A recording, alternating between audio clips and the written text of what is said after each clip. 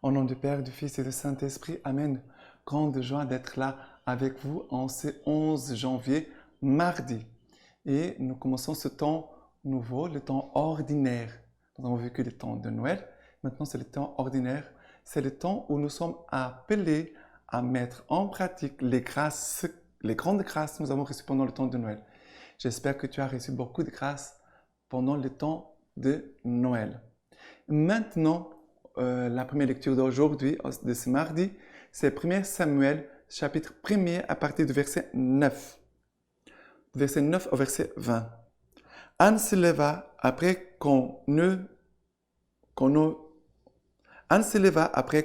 mangé et après qu'on eut bu.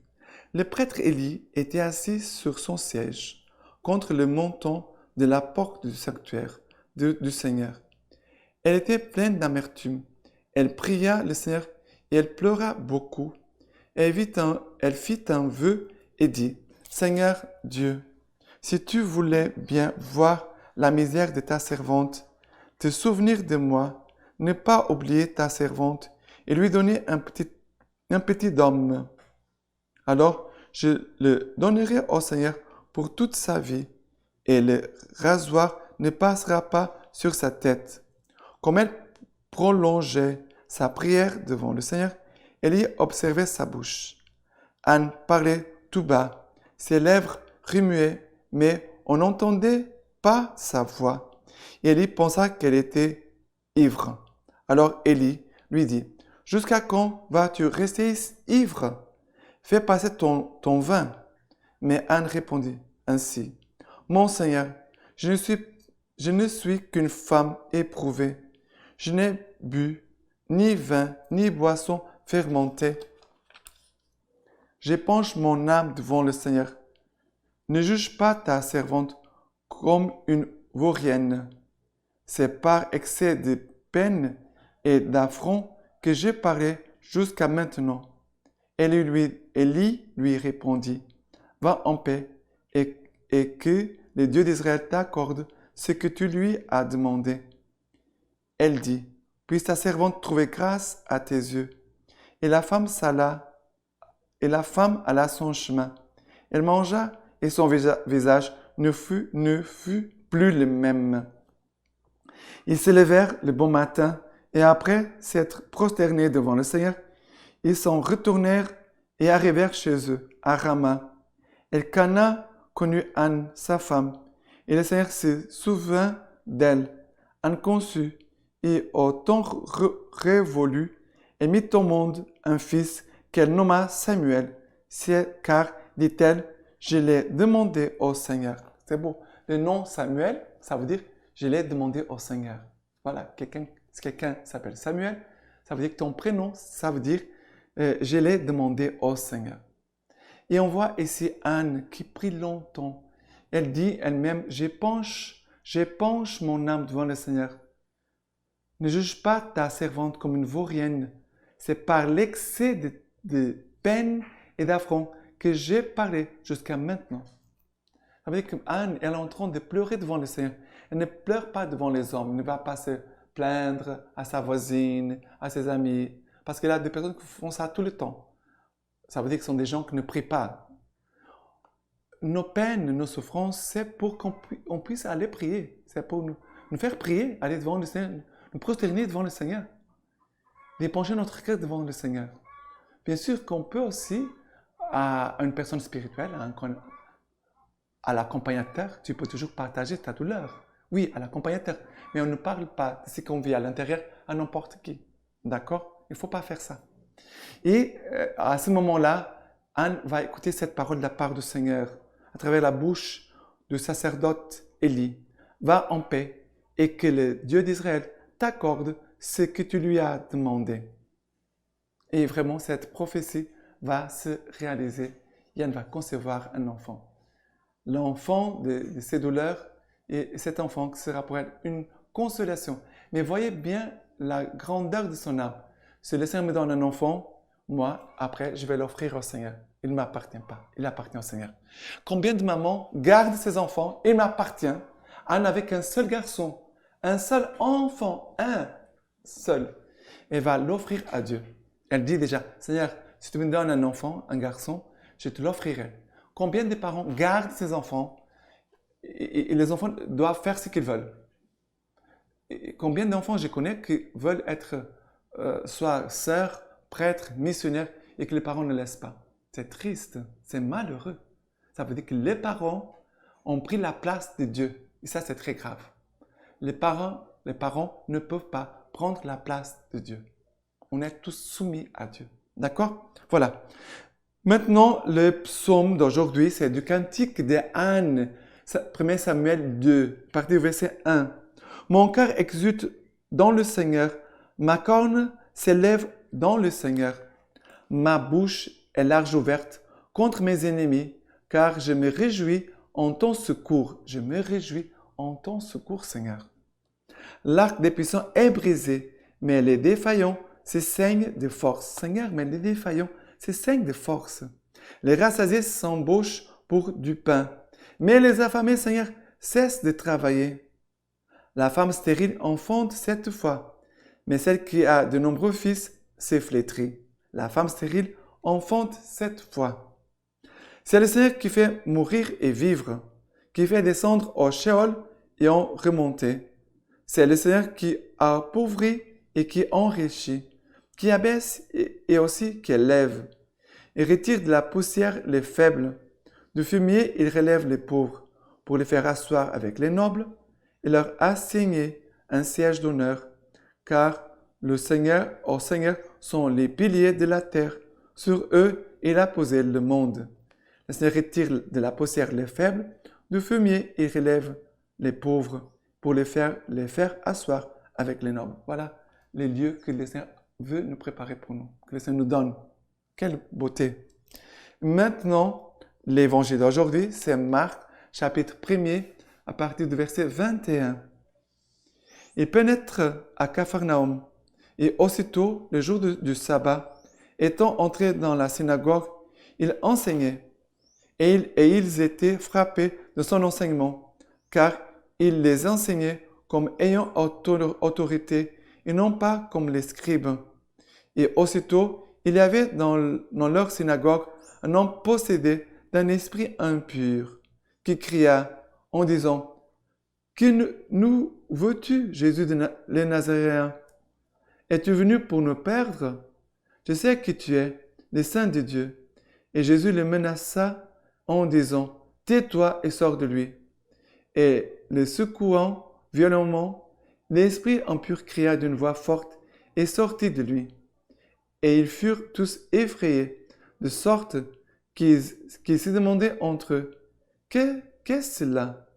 Un enseignement nouveau donné d'autorité, même aux esprits impurs. Il commande et ils lui obéissent. » Et sa renommée se répandait aussitôt partout dans toute la région de Galilée. Ici, on voit Jésus qui va à Capharnaüm. C'était un jour de sabbat, le samedi. Sabbat, ça veut dire samedi. Jésus est entré dans la synagogue. La synagogue, c'est le lieu de la prière, le lieu de l'écoute de la parole de Dieu. La synagogue, c'est le lieu de la prière, l'écoute de la parole de Dieu. Que nos églises soient vraiment des lieux de silence, de prière et d'écoute de la parole de Dieu. Et à ce moment-là, il y a un homme possédé par un esprit impur qui cria, « Qui nous veux-tu, Jésus le Nazaréen? » Voilà, un homme possédé par un esprit impur.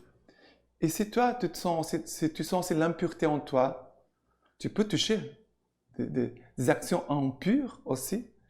Crie aujourd'hui envers le Seigneur, non pas comme cet homme qui va dire, « Que nous veux-tu, Jésus le Nazaréen ?» mais crie vers Jésus disant, « Seigneur, sauve-moi de l'impureté. Seigneur, donne-moi un cœur pur, un corps pur. Donne-moi un esprit, des pensées pures. Seigneur, délivre-moi de ces attaques du démon. Donne-moi un cœur et un corps, une âme pure. » Demandons cela pour nous tous, Et quand tu es attaqué par des choses impures, prie. Prie le Seigneur, non pas seulement pour toi, mais prie surtout en pensant à des personnes bien concrètes que tu connais. pour telle personne que tu connais, pour les jeunes, pour les enfants qui sont abusés sexuellement, pour des enfants qui sont dans la prostitution. Prie, prie, prie. Oublie-toi, oublie-toi. Et comme ça, tu vas voir que les attaques de démons vont diminuer. Et Jésus va crier, tais-toi et sors de lui. Une phrase, tais-toi et sors de lui. Tais-toi et sors de lui.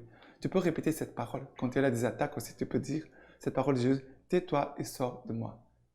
Voilà. Mais prie, prie pour les autres. Prie pour les autres. D'accord? Maintenant, la lecture de ces documents, le don de la fidélité, la joie de la persévérance. Le numéro 21. Gestion du monde digital. Dans nos communautés en particulier, dans des contextes communautaires problématiques, on peut vérifier une gestion inadéquate du monde digital et, par conséquent, la recherche d'un refuge dans les espaces de communication. Voilà que la personne ne vit pas bien la vie communautaire, elle a des difficultés, et va vouloir essayer de trouver un refuge dans les espaces de communication offerts par les nouvelles technologies, en particulier des réseaux sociaux. Il y a cependant des aspects problématiques, comme le rappelle le pape François. La vitesse d'information dépasse notre capacité de réflexion et de jugement et ne permet pas une expression de soi mesurée et correcte. La variété des opinions exprimées peuvent être perçues comme une richesse, mais il est également possible de s'enfermer dans une sphère d'information qui correspond seulement à nos attentes et à nos idées, ou même à des intérêts politiques et économiques déterminés. Ça veut dire que la personne dans les réseaux, elle va essayer de trouver ce qui lui plaît et ne pas trouver, faire face à ce qu'elle doit changer, à ce qu'elle doit résoudre. L'environnement communicatif peut nous aider à grandir ou, au contraire, à nous désorienter. Les désirs de connexion numérique peuvent finir par nous isoler de notre prochain, de nos plus proches voisins.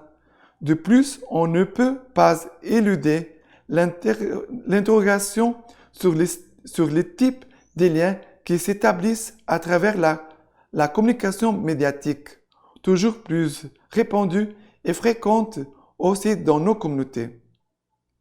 Des formes de dépendance psychologique se répandent qui ouvrent la voie à d'autres formes de malaise et fragilité. Ça veut dire que la personne va devenir accro du cellulaire, accro de l'Internet, accro de ces réseaux sociaux. Faites attention. Il faut les utiliser avec équilibre, avec sagesse. Pas tout le temps, pas tout le temps. Le pape François observe, les médias numériques peuvent exposer au risque de dépendance, d'isolement et de perte progressive de contact avec la réalité concrète, entravant ainsi le développement des relations interpersonnelles authentiques. De nouvelles formes de violence se diffusent à travers les social médias, comme les cyberbizutages.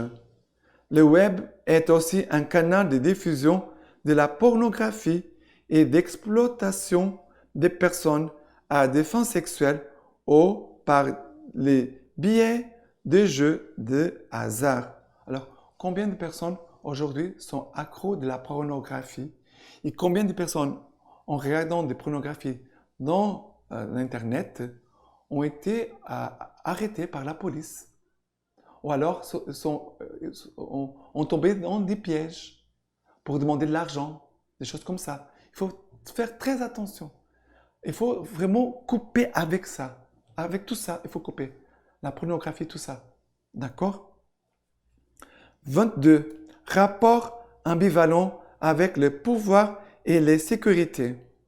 Présent dans toute relation humaine, les ambitions du pouvoir et les intérêts mondains jouent contre nous. Attention, Même celui qui apparemment dispose de solides convictions doctrinales et spirituelles tombe souvent dans un style de vie qui porte à s'attacher à des sécurités économiques ou à des espaces de pouvoir et de gloire humaine qui se procure de n'importe quelle manière, au lieu de donner sa vie pour les autres dans la mission. La personne ne donne pas sa vie pour les autres dans la mission. Ne donne pas. Elle est en train de chercher sa gloire, voilà, et sa sécurité économique. Le document a 20 nouveaux outre 9 a exprimé la préoccupation autour de la permanence des styles et des pratiques du gouvernement qui s'éloignent de l'esprit de service au point de dégénérer en forme d'autoritarisme. Faites attention, voilà. On doit on doit tous veiller pour rester vraiment fidèles au Seigneur et à notre vocation. Maintenant, la lecture patristique. C'est Dieu qui a mis en nous les désirs d'aimer. L'amour envers Dieu n'est pas matière d'enseignement, car personne ne nous a enseigné à jouir de la lumière, à aimer la vie, à chérir ceux qui nous ont mis au monde ou qui nous ont élevés. Dès que cet être vivant, c'est l'homme que je veux dire, commence à exister, une sorte de germe est déposé en nous qui possède en lui-même les principes internes de l'amour. Vous savez, en chacun de nous, il a ces principes internes de l'amour. Ça veut dire que nous ne pouvons pas vivre sans aimer. Et maintenant, je vous laisse la bénédiction par les mains toutes pures de la Vierge Marie. Que le Dieu Tout-Puissant vous bénisse et vous garde, le Père, le Fils et le Saint-Esprit. Amen.